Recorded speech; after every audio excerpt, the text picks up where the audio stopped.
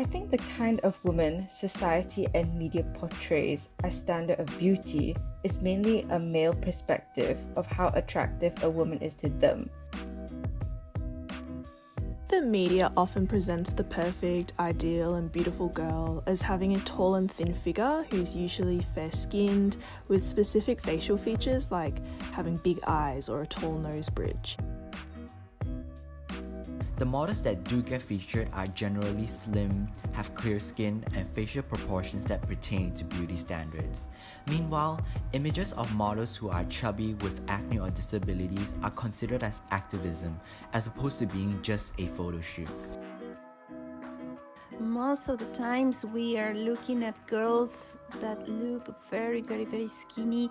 They are tall and slender, and they have European features. Perfect glowing acne-free skin, not having any body hair, and always have makeup on.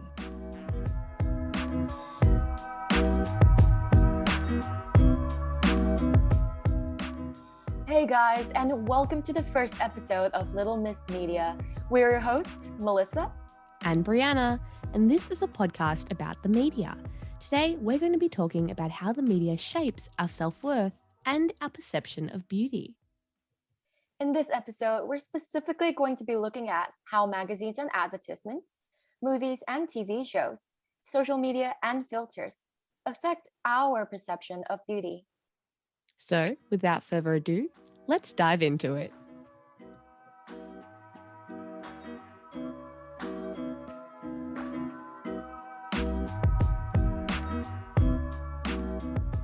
So I think we need to stress how important the media is in shaping how we view not only ourselves, but everyone around us, our status, how the world is made and how society is functioning. And when we see an image in a magazine or in an ad and it's associated with something positive, well, we're going to start thinking that we have to buy that product or look like that person to get that positive feeling. What I can think of is perfume brands, right? Like you see those perfume ads and you have this glamorous lady and she's living in this apartment in Europe. And big mansion. Exactly. She's got this mansion and she just sprays her perfume on and there's a guy and he's watching her through the window and he's like, oh, she's beautiful. And then you kind of go, oh, wait, if I buy this perfume, maybe I'll attract someone, right? So you start associating that, I guess, positivity and that attraction with the product. You want to buy that product. And in a way, these advertisements, they're actually just classically conditioning every single one of the consumers to get a certain product, to look a certain way, or to, in your case, to smell a certain way in order to be deserving of love as well, which is, I think, quite harmful to a certain extent. We're starting to tie beauty to material, which to equate that to self-love and getting love from other people. So yeah, I completely agree with you there, especially when you mention that classically conditioning women into thinking that. And Mel and I have both watched this documentary called The Illusionists. And there's this quote here that I just think is so telling. It talks about how women are deeply conditioned from birth to feel that what's important about us is how we look. And I don't know if you can think of examples, Mel, but I think of when I watched media growing up and when the ugly duckling would transform into the beautiful swan, right? Like a Princess Diaries, when Mia gets her hair all straightened and she gets her glasses taken off and they trim her eyebrows and suddenly she's a princess. She deserves to be a princess now that she's beautiful. There's always that makeover scene in every movie that is a pretty common trope, especially from, I don't know, movies like In the Breakfast Club. For sure, when the girls, that one emo looking girl suddenly got a total makeover to look like the pretty dolled up prep girl, and that's when she started to get the attention of the other guys, etc. Or even from Clueless as well. So these are just things that, you know, that girls are just conditioned, like what you said, to feel from the beginning that if I get a great makeover, I'm going to start to get attention, I'm going to start to get love. That is so true. And then if we start looking at the magazines, if we start looking at these advertisements, if we've already been conditioned to believe that our beauty is what gives us love, is what gives us attention, well then if all these girls in these ads are beautiful, if they're all surrounded by, I don't know, fawning guys and friends in a popular social life, well then we're going to start wanting those products. So we have to look at what sort of girls are being put in these ads to promote these products. And I know you and I come from a pretty different cultural background. I come from Australia. And I'm from Malaysia. But even in Malaysia, growing up, it was always pictures of Caucasian women, usually, even in an Asian country. That was pretty much, I remember growing up idolizing Caucasian looks, blonde hair and the fair skin as well, and the body types of, getting like thigh gaps and, yeah, being tall, which is something that not a lot of Asians usually naturally have. But because that's been advertised to us so much as children, I remember actually having lots of girls my age as a kid idolizing a lot of Western looks. So that was the idea of beauty growing up for me, which is quite interesting looking back at it now. I can almost relate to that. I'm only half Asian, but growing up in Australia, the beauty image was definitely blonde, tan, and skinny. I remember desperately wanting to be tan and have blonde hair. I really wanted blonde hair. Yeah, you'd look at the magazines, you look at the advertisements, and when you had the Australian girl, she was blonde. She had freckles, she had tan, she had blue eyes. That's a big one. Mhm. And I felt inadequate, which Yeah. is just sad to think that you're a 5-year-old and you shouldn't feel bad about how you look. You shouldn't feel that you're worse. But yeah, I feel like a lot of kids saw that as the beauty image. And it didn't help that also in the media, in TV shows, the main character was often blonde and her sidekick would be a brunette Mm. or her sidekick would be a POC. Or I think Barbie Yeah. movies. I don't know if you watched a Yeah. lot of Barbie Oh movies God, growing up, yes. but that really cemented, I guess, blonde supremacy in my head, where I was like, oh gosh, the blondes are the heroes and the Mhm. non-blondes are either side characters or villains, which Mhm. is a not good worldview. Exactly. Just tying back to what you said about how, the quote from the documentary about how women are conditioned since birth about the idea of beauty. It's sad that at 5 years old, we're already thinking about what is beautiful, what makes somebody beautiful, which is something that a kid shouldn't really think about. I feel we should just be kids. But with magazines, especially, you're just sitting in the living room and your mother's, reading the magazine. It's just unavoidable. And also, just one of the things you mentioned with your experience was how the westernized image, despite you growing up in Asia, was still the predominant image, right? Mm. And that kind of ties into another sort of quote I saw in the documentary that we watched, where they talked about how we're losing the diversity of bodies. We're losing bodies just like we're losing languages. Just as English is sort of becoming like a global language, I suppose.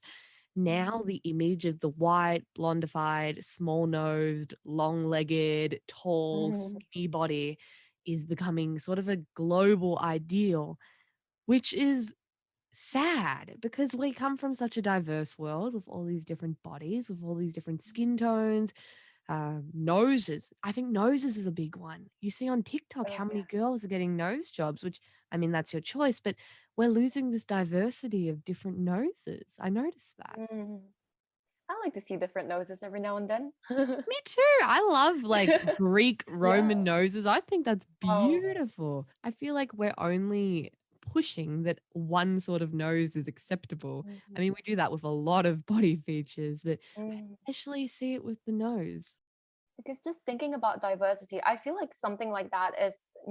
I feel like the youth nowadays are making it more aware that we have different bodies and we have to be proud about these things. But because I feel like generally the media is still pushing a certain standard idea of beauty, and it's something that is hard to shake off because they've been doing that for years now. It's just kind of hard to really get into that mindset that, yeah, I am beautiful despite what the media is telling me, even though I'm made aware that I am pretty because we're all diversified in our own way. It's just incredibly hard to shake off that mentality, I guess. another thing there is how the media, even if you want to feel pretty, even if you feel pretty, the media is tied to advertisers. We can't deny that. Mhm. Advertisers shape the content we see, they pay for it, they're the ones who fund it. And advertisers are connected to industry. And so when we look at the beauty industry, they might promote, oh, feel beautiful about yourself, feel empowered. But in reality, they want you to feel bad about yourself because Mm. they want you to feel insecure so that you buy their products to make you feel more secure. And so we kind of have to look at that then. How do magazines kind of promote that? Well, they tell you, oh, new beauty tips. This is what's in, this is what's out. Oh, these days it's not cool to have thin eyebrows. You need to get them, I think it's laminated to make them look Yeah. thicker, or you need to, uh, I don't know, treat your skin with this SPF, even though that is an amazing thing. That kind of even promotes sort of anti aging tendencies where they're like, if you don't use SPF, if you don't buy this brand, then you're going to get wrinkles. It's just Mhm. constantly coming up with something for you to feel insecure about so that Mhm. you buy their product. Basically, your insecurity is their profit. I think you're completely on the ball with that. Like, as long as I you love look that. in the mirror and you Yep. basically hate yourself, that's what they want. Mhm. Exactly. Yep. One thing that's kind of interesting is cellulite is actually, Mm. it appeared for the first time in a magazine, in a Vogue Yeah. magazine. I had no idea what cellulite was until I remember as a kid, I did see it on TV. Oh, it was a magazine. I can't really remember anymore. And I did ask my mom, what on earth was cellulite? Mhm. And she had to explain to me, oh, it's just something that, we have sometimes, but there are different ways to get rid of it. But you see, even my mom, as wise as she is, and I love her, even she has been affected by the way marketing works and the way how media is telling us, oh, cellulite is a bad thing. We want to get rid of that. The same way how wrinkles are pretty much anti-beauty in a Yeah. way. So yeah. I completely agree. And how, like, we look at old paintings, for example, and the women in those paintings, they have, you know, bigger bodies, they have rolls, they have lines, and that was still considered beautiful. But now that's considered unsightly. You need to buy anti-cellulite creams to get rid of it. If you have stretch marks, you need to get, I don't know, whitening cream to get rid of that. It's just sad how they just don't want you to be secure. And I look at it as this is my sort of in real life case study that I experienced is a Mhm. few years ago, all the skincare companies were being about, you have to exfoliate your skin, buy all these like quite harsh exfoliating products. And then they wanted us to use them. So a lot of us use them. We just followed blindly. And I feel like quite a few people might have damaged their skin barriers. And now they're promoting all these gentle serums that restore your skin barrier, that everything. Mm. Do you see how that links? Oh yeah, definitely. Mm, Yeah, like I remember going to the cinema as a kid as well, and we used to have a lot of advertisements playing before the movie. And there was this one particular advertisement that stood out to me so much. It was about this girl who had a severe case of acne. She got this cream, she put it mhm. on, and the next day she was completely fine. And after that, her hair was blowing in the wind, the sun was up, and all the boys started to look at her. And I had acne back then as well, and I remember feeling really, really bad about myself, especially after seeing advertisements like that, because I was just thinking, wow, I am not near perfect. I am not beautiful because I have these things on my face, which is actually something just natural, but it's not. But because of the way advertisements are pushing you to get several products that will get rid of these characteristics, it feels as if they're just really bad things to have. Yeah. It's like, yeah, we've kind of mentioned it, but the ideal consumer is someone who is constantly dissatisfied, who constantly needs more, and who feels that products will make them feel better. So if they make you insecure about your acne, if they make you insecure about, I don't know, discoloration on your skin, well, then you're going to want to buy acne creams. You're going to want to buy acne treatments, even if a lot of them don't work. And we kind of look at Mhm. this at like weight loss treatments, how weight loss industry has like a massive fail rate. Most Mhm. diets, most of these miracle diets or miracle skinny drinks or whatever, people fail on them. But Mm. because the media is constantly pushing this image of skinny is good, skinny is perfection, people are going to keep buying every new weight loss product and it'll still become a booming industry because they want you to feel insecure. They don't want you to feel good about yourself. That just ends up being a really vicious cycle. Mm-hmm. Yeah, they produce products, you keep getting them, you keep buying them, and they're just going to keep producing more and more. And no one's going to break out of that mindset. But then that leads to the question, where's the line between marketing business and actually taking care of a consumer's mental health? But just think about that for a second. How are Food these for people thought. exploiting how you think about yourself, about your self worth, and how are you buying into these new makeups? Why does that make us feel empowered? Why can't we feel happy in our natural skin? And I'm not shaming anyone who uses makeup. I use makeup, Yeah. but I think it's food for thought. Thinking about why do we need makeup to feel better? Why do we need weight loss treatment to try and feel better? Why can't we feel good in our natural skin? Because the media doesn't want us to feel good in our natural skin.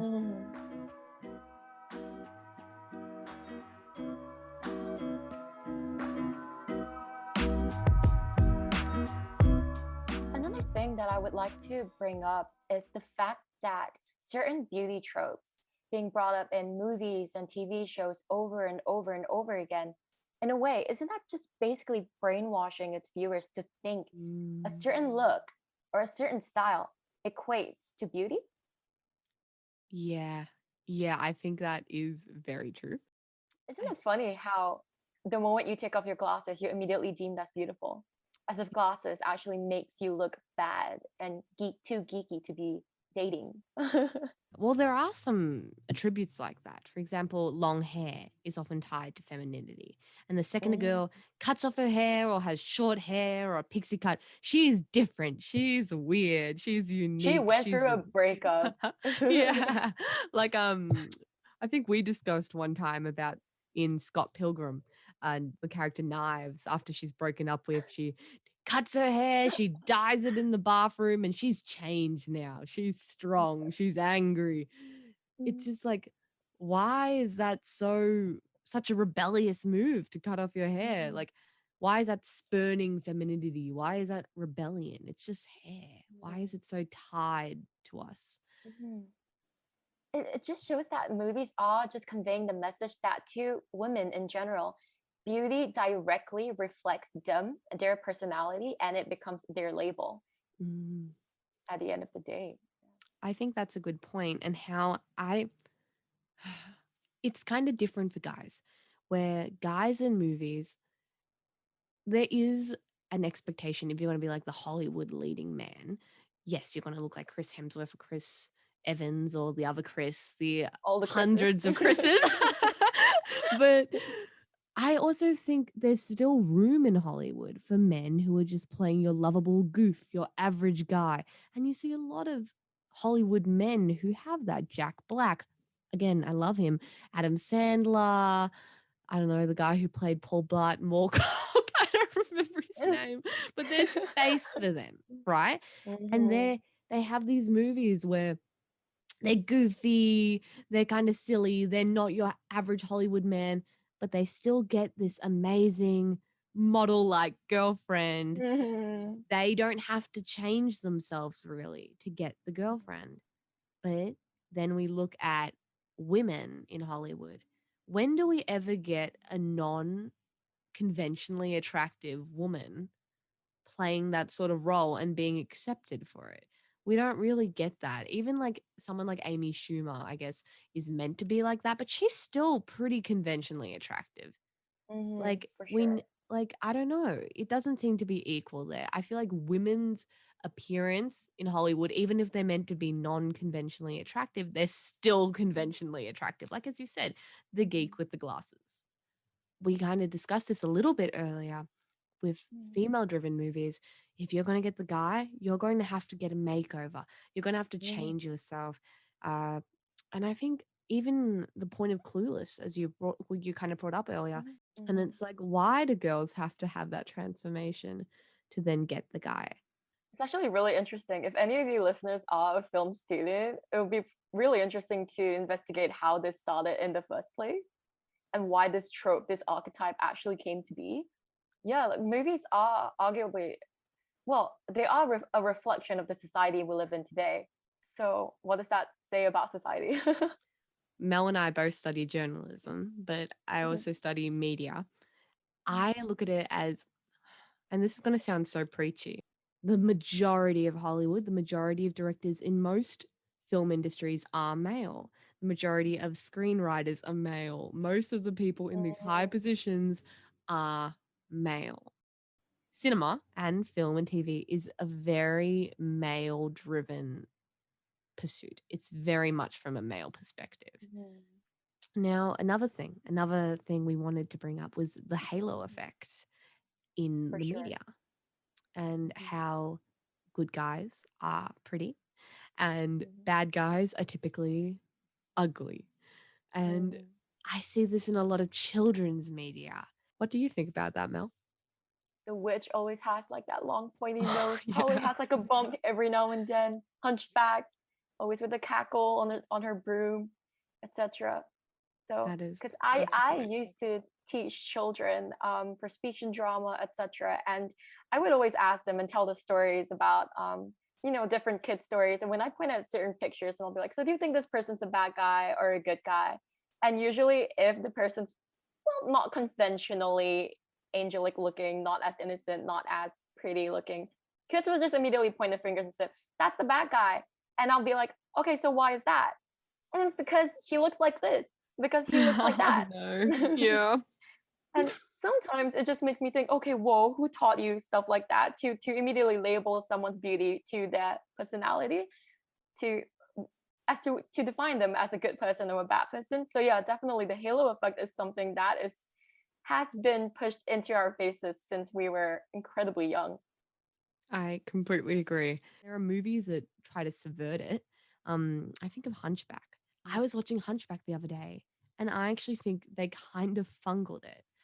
Like Quasimodo is an amazing guy, and the movie points that out. He's not a monster. He's a man. He's being treated badly because of how he looks. But when he first goes out into Paris, well, they treat him terribly for being not attractive. But then after he, you know, defends Notre Dame and saves Esmeralda, then when he goes out into the courtyard, then everyone accepts him and hugs him, and but it's like he had to earn that. Do you get what Mm, I'm saying? Like he yeah. had to earn that respect. He couldn't just be treated well from the beginning, even though he looked badly. And maybe that's kind of reflective of real life, but I feel like that's a sad message to show kids. Mm-hmm. Can't I believe don't. that was a kids film. I know. Like, oh my gosh, Yeah. Hunchback of Notre Dame is dark. I can't Yeah, believe I it's so watched that as dark. a kid. Yeah. Yeah. Associating beauty with popularity is something that the Duff, I'm not sure if you've seen that movie, Oh but yeah, I they know that really one. pointed that out about how the girl was just completely normal, but because she's in a group of two other girls who were deemed to be conventionally and incredibly preppy and beautiful, she's Hmm. that girl in the group that no one really pays attention to Yeah, yeah. because she isn't dressed properly in a way. And yeah, I remember. Well, at that time, I actually kind of liked that movie because I felt like I had some hope back then when I was 15. The Duff, I feel like the Duff had such a terrible effect on society, despite it trying to have a positive message. Because It's then we all right. became like aware of the concept of a Duff. Like I Oh never my knew that God. existed. Yeah, And then me that movie too. came around, and I'm like, am I the Duff? Yeah. Like, who's the Duff? Ma- No, there doesn't have to be a Duff. What the heck? We shouldn't be assigning that. Like, that's awful. I used to have the Duff as my Instagram bio What? caption as well. No! What the hell? I tried to be optimistic, You're maybe a bit too kidding. Did optimistic. you Yeah, I'm put not. yourself as the Duff on I your actually Instagram did. bio? Yeah. Yeah. You guys can't see me right now listening, but I'm literally shocked. I'm like, my mouth was open. I was like, what? She almost No. fell off the chair. I've done that before, but no, that's terrible. That's actually like I know. a clear Quite sad. example. Yeah, it's been Terrible. really sad. I'm sorry. You guys can't see a picture of Mel right now, but Mel's gorgeous. So that's oh my gosh. Well, that's a pretty sad way to end this segment, I feel. Well, on the bright side, let's actually end it on this little segment on a nicer ending because that's really Yeah. depressing. Look, I think these days with social media, we're seeing a lot of more, I guess, diversity of bodies. We're getting ad campaigns being forced to have more diversity. And forced diversity is the wrong way to put it. They're putting more diversity in there, and that's a great thing for kids to grow up with. We're seeing Disney shows now that have gay couples, that have unconventional leads, and that's a great thing for kids to see. Kids now get to see protagonists that look like them, that aren't all this beautiful, unattainable person. They get to see protagonists who are plus size, who are people of color, who have curly hair. There's still not as much as I would like, but it's getting there. So there is hope. There's definitely some hope.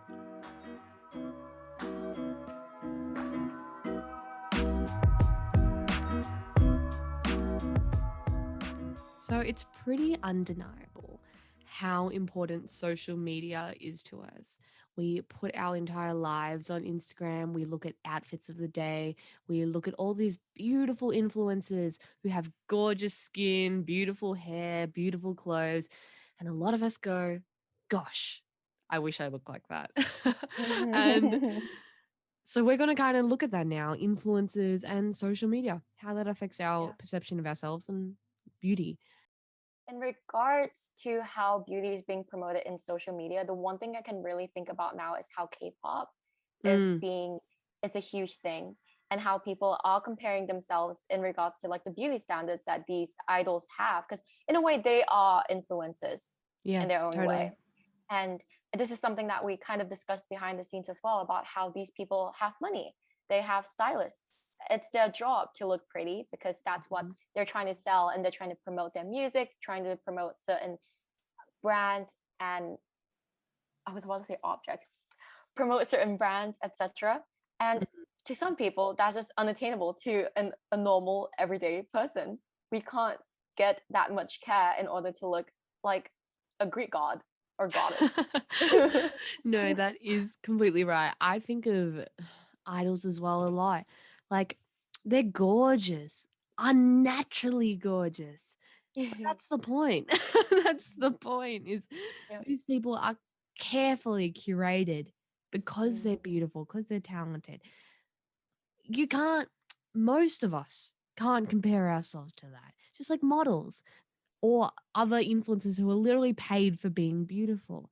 That's their job. Like, Yeah. as long as you're average and healthy and normal, that's fine. But the average, normal, healthy person isn't going to look like that because, as much as I hate to say it, a lot of those beauty standards are not healthy. And so, if you are just a totally average, normal, healthy person, you're not going to look like that. And that's kind of natural. That is natural. But the media then promotes being average as actually the wrong thing. Everything is very carefully created by a huge team of people. And just bringing this back closer to home and about, our usage of Instagram or Mhm. the internet, every post that an influencer posts, or, you and me, every single picture has been carefully thought. Mhm. You always want to represent the best part of yourself. So there's, I don't know about you, but there's always a certain way to sit so your thighs don't look as spread. Or you always, when you're standing, you have to stand as straight as possible so your thighs don't look as if they're touching, etc. These are things that it's actually really sad that these are tricks that we actually know to do in order to take that pretty picture to post on your Instagram account for that, Yeah. for those likes, all of those comments, etc. So yeah, definitely everything is heavily curated, and that's just something that slips our mind most of the time, I feel. No, totally. How, yeah, Instagram is a curated thing. Most people's Instagrams are a persona. We publish the best parts of our life, the most exciting parts of our life. No one's going to post a picture of themselves straight out of bed, when they've got crust around their eyes and their hair's all messy. But that's just the reality of it. Instagram is not reality. It's fiction. Exactly. That is such a good quote. I felt like a poet just then. I was like, yeah, it's not reality. Instagram is not reality, Breanna, 2021. Wow, I'm so deep. I'm just wow. so deep. But you mentioned to me how you were kind of a Tumblr user back in the day. Did that affect you growing up, do you think? For sure. I feel like the moment Tumblr kicked in for a lot of the young people, which I am still a young person, but that's when fashion trends really started to, pick up, I feel. And the very first fashion trend that I could really remember was the thigh gap phase. I don't know if that's the same thing in Australia as well. When I thought of the thigh gap, I thought it was something that I immediately associated that picture with the usual pretty preppy girl that you would always see on TV shows and movies, because that's what they usually have. Yeah. And girls around me, they started doing, those 5 to 10 minute exercise videos of how to get a thigh gap on YouTube. And that sort of actually became a routine for me for a bit. So I actually got influenced by that. And looking back at that, that was just not great at all. To try to work so hard to have a body that is just so unnaturally attainable for you in particular, because some people can get it, some people can't, but why does that suddenly define beauty? And that's why I think that body trends, when trends come into like body types, body shapes, I think that's a very dangerous thing. And I personally have no idea why this is even a thing. Like the big butt trend right now, or like, the incredibly small waist trend. Yep. You have girls buying corsets to get a certain shape, to force and mold their body into something that they just can't, they're just not naturally born with. If it goes to the extent where it actually becomes harmful to one's mental state, that's when it becomes an issue. And I do think that's how harmful social media can be. And that's, as you said, is terrifying once our bodies become trends and we start getting these like procedures and that really do affect our bodies. It's scary to me. Like, it is your body. You have autonomy over it. Do whatever you want. But it starts becoming scary when you literally have to modify your body with surgery and plastic to feel good about yourself. That does kind of scare me. And I don't blame the women. I blame a society that almost makes women think that they have to get these surgeries to feel worthy. That's just sad. And it's kind of unavoidable when you literally have media that shows you an image of beauty and beauty equaling happiness. Well, then that's going to be what you want. You're going to aspire for that. And it goes for men too. It's not just women. We've been talking mostly about women because we're women, so we have a female perspective, but it goes for the same for men. I think of Fair and Lovely, which is that Indian skin whitening cream. They also have a product that targets men, and in the advertisements, the men who don't have white skin, they're shown as, oh, you can't get the girls, you can't have a cool social life. Also shaving. Now you get ads that really target male body hair. I mean, body hair is natural. I mean, same goes for women. Women are absolutely annihilated for having body hair. For sure, yeah. It just goes to show men are affected by this too. The media just doesn't want anyone to feel happy because the industries who fund the media want you to buy their products, regardless if you're a male, regardless if you're a woman, regardless if you're any identity. They just don't want you to feel good. Exactly. And just tying that back to a quote that you brought up earlier that I really like, about how social media is demonizing us for having natural bodies.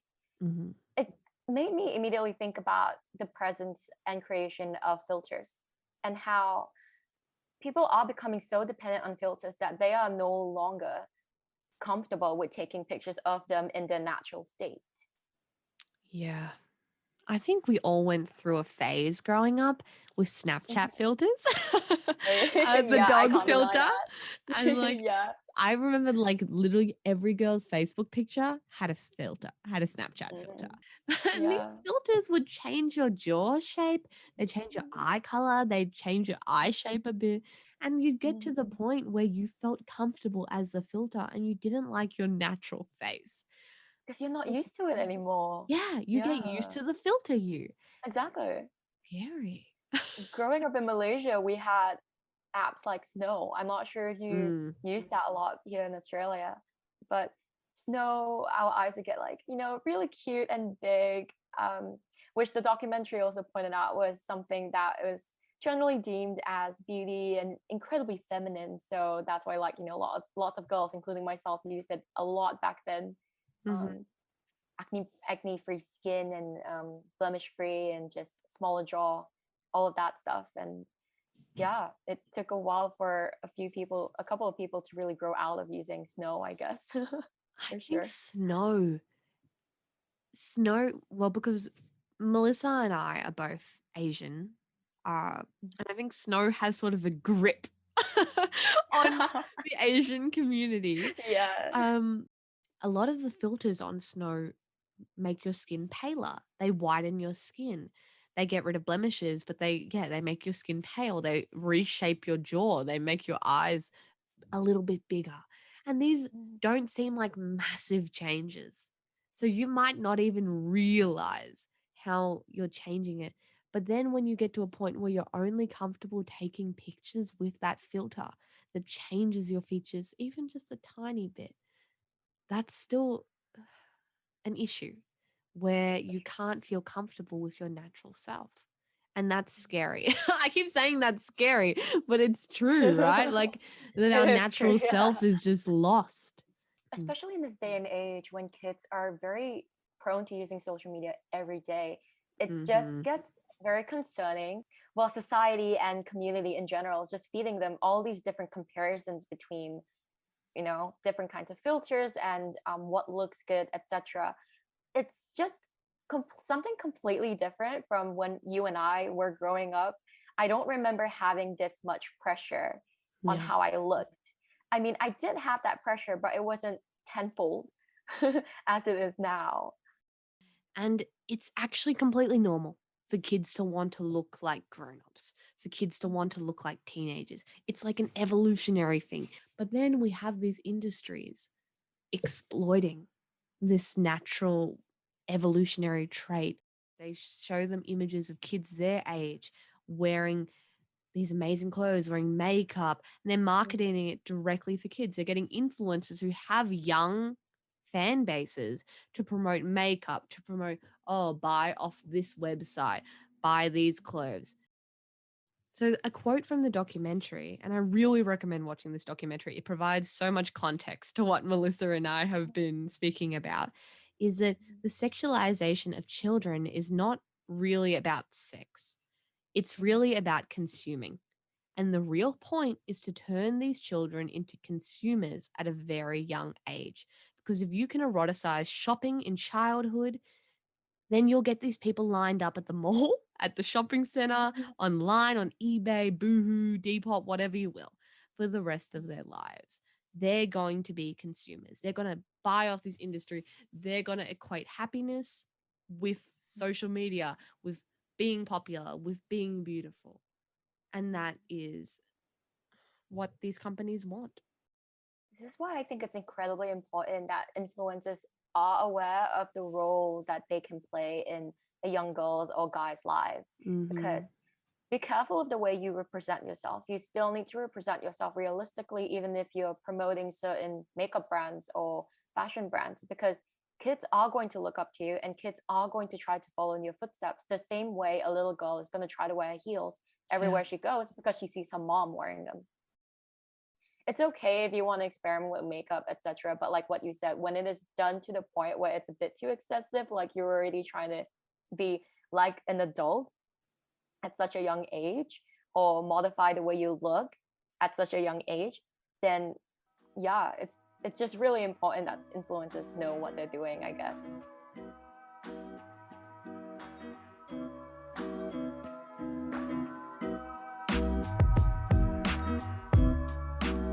I I guess to wrap up after everything that we've talked about, it just goes to show that beauty standards always change, no matter what area you're in, etc. There's this this pretty well-known YouTuber that I quite occasionally follow called Vlogilatus. I'm really sorry if I butcher her YouTube handle, but she made a video about the different kinds of ideal body types going from the early 1900s all the way till now. And to emphasize the point that you can never have the perfect body because standards change all the time. If you were to try to accommodate your body to these so-called trends, these ideal body types, you are making yourself a slave to the system because that's how the industry wants you to think. That's how they want you to feel. So I just want to say, stop being a slave to the system and look into your own self-worth. And yeah, and there's this quote that she said that I really, really liked, which was, stop treating your body like fast fashion. And I felt that tied really beautifully with the first segment we talked about advertising and marketing and how the industry is feeding all of these different ideas of beauty into our heads. I completely agree. And we have to kind of think, who controls the media? Because whoever controls the media decides the society we live in. So why do we let a handful of corporations define what masculinity and femininity should look like? And I think nowadays we can challenge this wealthy elite who owns the media with the advent of the internet. You can become the role model you wanted to see as a kid.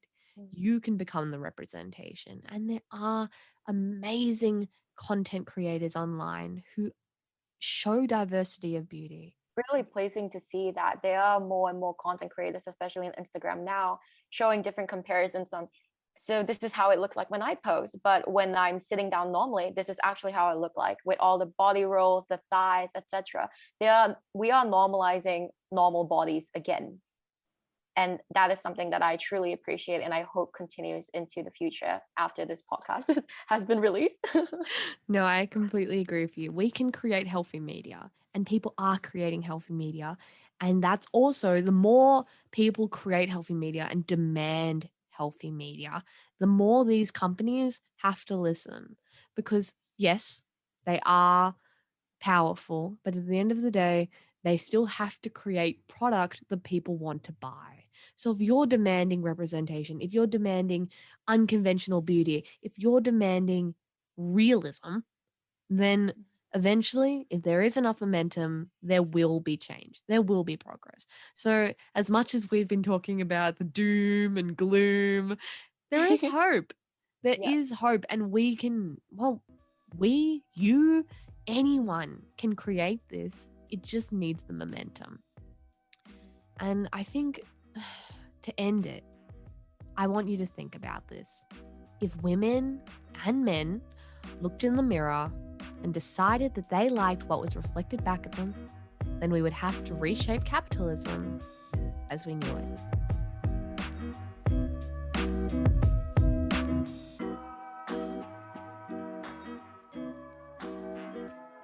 But I have also realized that recently many brands, such as those on social media, which carry clothing brands, have employed models with curvier figures that don't necessarily reflect the standard that I've described, as a way to potentially challenge the standard.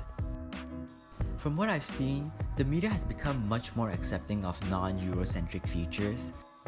And now we see more curvy girls, dark skin, maybe ethnic girls like Asians and black girls also being portrayed in magazines. This is something that we must look and teach our youngs that sometimes is just an image, is not reality. Thank you so much for listening to the first episode of Little Miss Media. So once again, I'm Breanna. I'm Melissa, and remember, the power of beauty is in your hands.